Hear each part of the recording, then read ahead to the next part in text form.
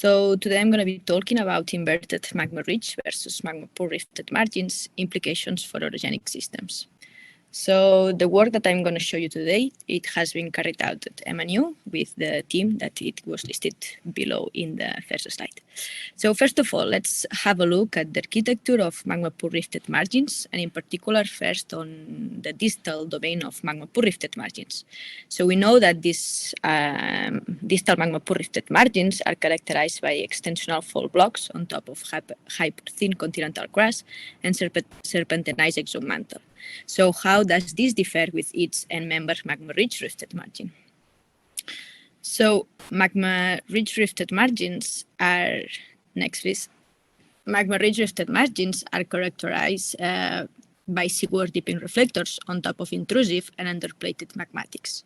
So this would actually mask the underlying basement, its nature and its architecture.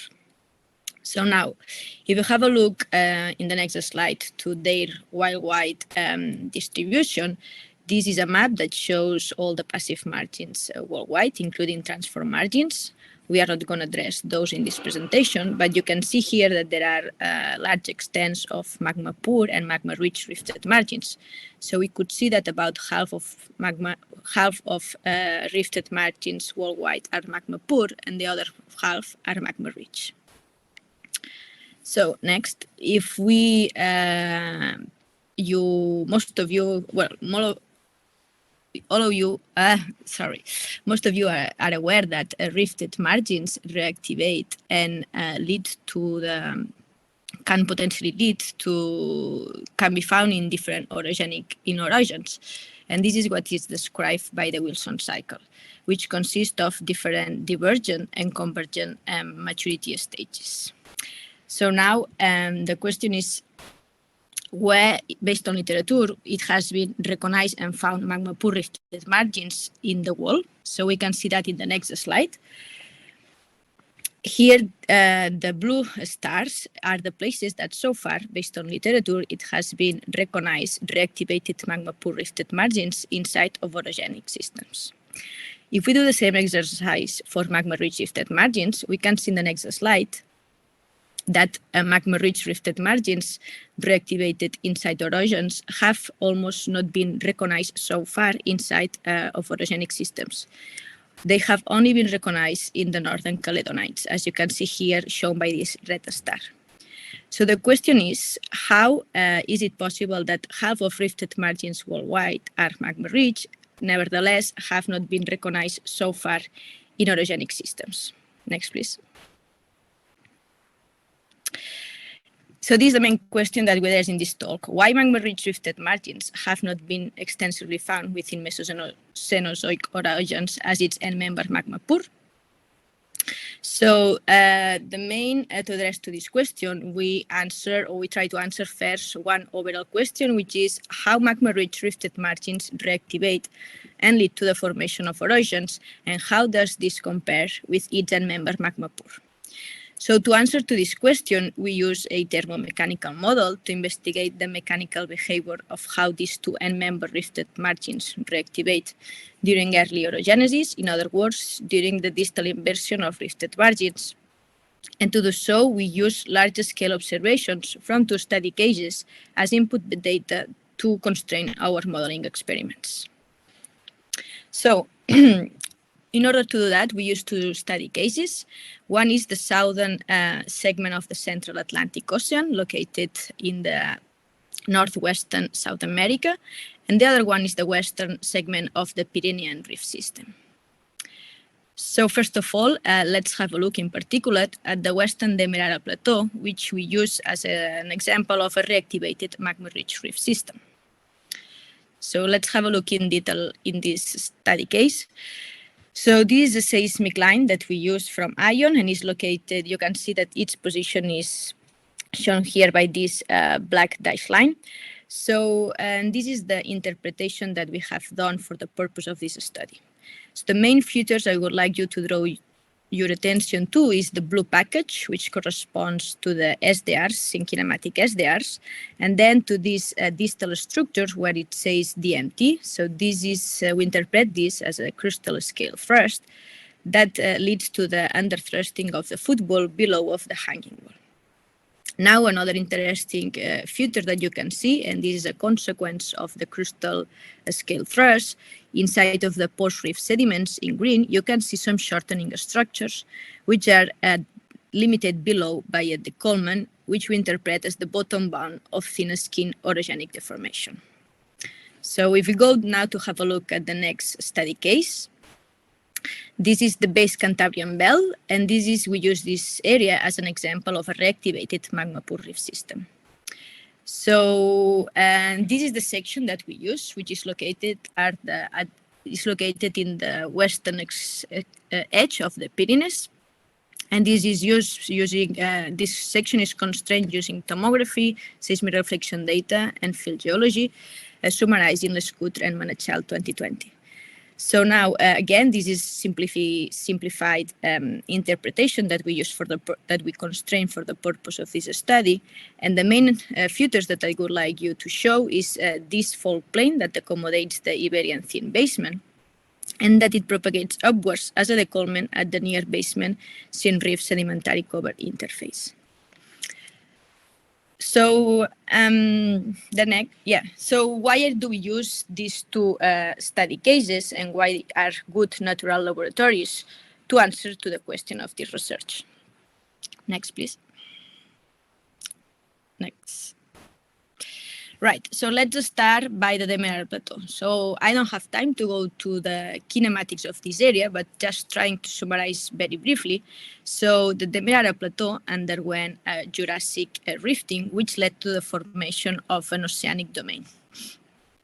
Then the plate kinematics of this area between South America and Africa changed, and this led to the shortening that we observe nowadays in the Demerara Plateau. So we interpret this shortening as a failed and immature subduction.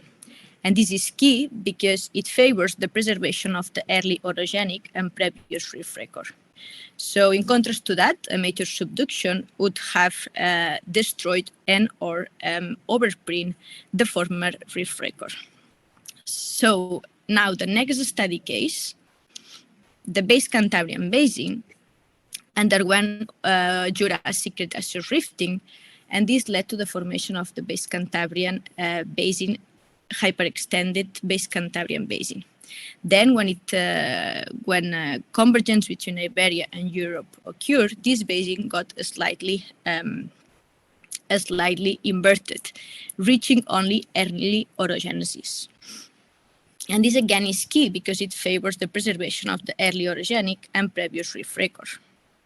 If crustal thickening would have occurred in this area, probably the reef record would have been destroyed. So next. So these are the two study cases that we use to obtain the input data for our modeling experiment. So we use a thermo-mechanical model, and in particular, we use an extended version of the numerical code paraboth for elastoviscoplastic material called GeoFlag, and we investigate how the position of the convergence decollement level evolves through early orogenesis and the resulting sedimentary record of the early orogenic wedge. So now, first of all, let's have a look at the modeling results for the magma-rich rifted margin. On the top left-hand side of the slide, what you see is the model setup. So this is characterized by a thick continental crust that laterally evolves into crustal taper. Then is followed by the synkinematic magmatic SDRs. This is overlain by post-reef sediments, and distally we have an oceanic domain. Now, what is important to mention is that as a consequence of the margin architecture setup and the material rheology use, the main rheological contrast is located at the base of the post-reef sediments, as you can see here by this viscosity profile. And this is indeed consistent with what we observe in the Demerara Plateau, where we have the basal decollement layer at the bottom of the post-reef sediments. Now, if we move forward, we have the first model stage where we impose a short slab in the mantle to facilitate subduction initiation in the distal oceanic crust. So you can see that, of course, the first unit that will start to subduct is the oceanic crust below the thick continental crust upper plate. Now, the next model stage, what we can see is that the subduction of oceanic crust is almost achieved, and that the inversion of the distal magma-rich margin starts. You can see that in this case, the deformation starts to propagate upwards, and it localizes into the post-rift sediments. Now, in the next model stage, this is the last model stage that we show, is when we achieve early orogenesis, and this occurs when the subduction of the oceanic crust is fully achieved. And you can see that in this case, the deformation is now localized at the interface between the post-rift sediments and the synkinematic magmatic SDRs. Now, let's have a look at the results of our modeling experiment for the magma-poor rifted margin. So this is the model setup, and you can see that it's similar to magma-rich rifted margin. So we have a thick continental crust, a crustal taper distally, and then we have syn, rift, and post-rift sediments, both with the same rheology, and then we have a white oceanic domain. Again, it's important to mention that as a consequence of the margin architecture setup and the material rheology use, the main rheological contrast is located at the base of the syn rift sediments for this case. And this is consistent with the observations that we have in the base Cantabrian belt. So now let's have a look at the first model stage. So again, here we impose a short slab in the mantle to facilitate subduction initiation in the distal oceanic crust. So at the next model stage, we see again that the first unit to subduct is the oceanic crust, and we see again that here deformation starts to propagate upwards into and at the base of the post-rift sediments. The final model stage, we can see that the early orogenesis stage is achieved, oceanic crust is fully subducted, and the formation propagates from the post-rift sediments mantle interface in the previous model stage to the bottom of the syn rift sediments in this last early orogenesis stage. Now, if we have a look in the next slide, what we can see here is the comparison between... Julia, you used a little over 10 minutes. Okay, perfect. Thank you. Now, so what we see here is the final model results for both, for a reactivated magma-rich and a reactivated magma-poor rifted margins. So you can see that the main differences is between the subducted and accreted units.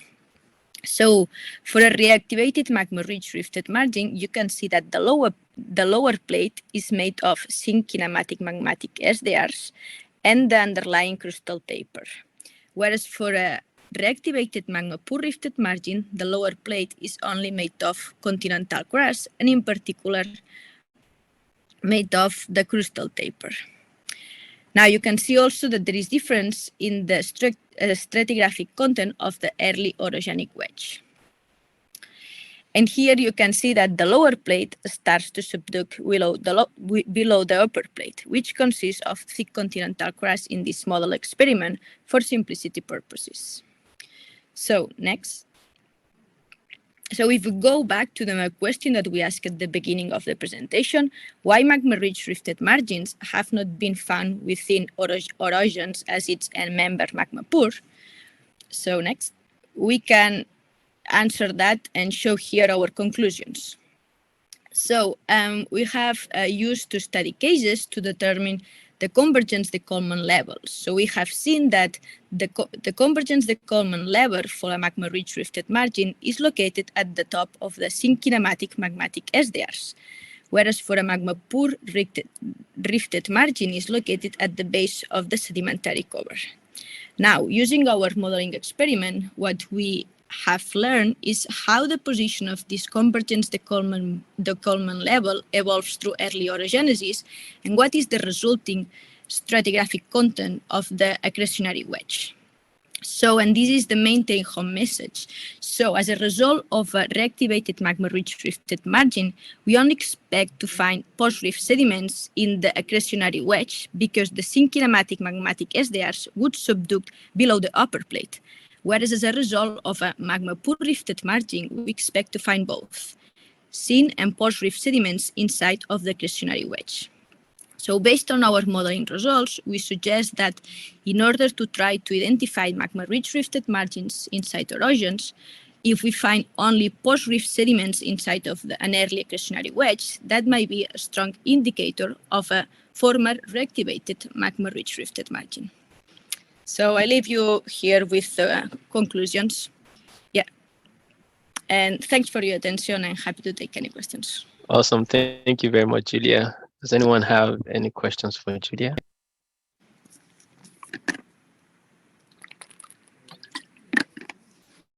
Go ahead, Brandon. Hi there. Yeah, thanks for that wonderful presentation. I was wondering, so you showed this kind of global distribution of inverted rift margins, and in your models, you are attaching a slab, so it's like a true kind of subduction scenario. I guess I was wondering if you think that the distribution where we see some inversion are those cases in which they involve subduction and true orogenesis. For instance, the example that you showed in the Atlantic didn't seem like it really had all that much inversion and didn't involve a mature subduction zone, as you mentioned. So I was wondering if you think the distribution of inversion between magma-rich and magma-poor was probably more even for these cases of inversion caused by like thermal differences or breakup in the onset of C4 spreading compared to clearly it nicely showed it seems like the magma-poor rifted margins are well preserved and involve subduction and true orogenesis. Okay, yeah, I don't know if I fully got your question, but I think like having an oceanic domain, like you're right. Yeah, it's true that in the Demerara there is an oceanic domain, but the use section that we use is not really showing that. But we think that even if there was a wide oceanic domain, that would undergo subduction anyway, and like the result that we observe by our modeling results would be the same. Okay, thank you. Thanks. Before Derek, I would allow Mark Rowan to go ahead and ask their question. Yeah, hi. So the obvious question is, with those modeling results, have you looked around at mountain belts and identified any that we have previously not identified as magma-rich? Say again, Mark? I'm just asking if with those model results, have you looked around at mountain belts around the world and identified some possible candidates for actually magma-rich margins that we did not recognize? Okay. Yeah, that's a good question. We are working on that with the team, and we have ideas and hypotheses where some magma-rich rifted margins might exist based on field observations, but I can't say where, sorry. Okay, no problem.